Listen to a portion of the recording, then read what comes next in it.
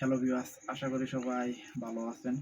আবারও আপনাদের মাঝে একটি লাভ স্টোরি নিয়ে আসলাম। আজকে লাভ স্টোরিটা হলো কালো বউ। তো আপনারা তো বুঝতেই পারছেন আজকে লাভ স্টোরিটা একটু অন্যরকম হতে চলতেছে। তো অনেক ছোট থেকে আমার স্বপ্ন ছিল যে আমার যে বউ হবে বউটা অনেক সুন্দর আর অনেক লক্ষ্মী হবে। তবে এগুলা চিন্তা ভাবনা এখন মোটামুটি দূর হয়ে গেছে, কারণ সুন্দর মেয়ে আমার এরকম ভালো লাগে না।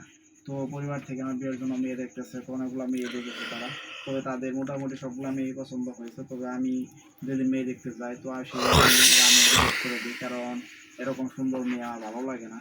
তো আমি যেহেতু পড়াশোনার সুবাদে শহরে থাকি, আর শহরের মেয়ে তো একদম অসহ্য দেখতে পারি না। তো আমি বাড়িতে বলে দিয়েছি যে আমি গ্রামে বিয়ে করবো, গ্রামে জানি তারা ভালো একটা মেয়ে দেখে। তো হঠাৎ করে আমার এক বন্ধু আমাকে ফোন দিয়ে কিছু পিক পাঠায়। তো পিকটা ছিল মেয়েটা একদম শ্যামলা, তবে মেয়েটার চেহারা অনেক সুন্দর ছিল। কালো হলেও যে মেয়েটা এরকম সুন্দর, তো তাকে না দেখলাম বুঝতে পারতাম না। তো আমি তখন আমার বন্ধু আমাকে বলি, আচ্ছা সমস্যা নাই, আমি যে কারো হোক ছুটি নিয়ে আমি বাড়িতে আসতেছি।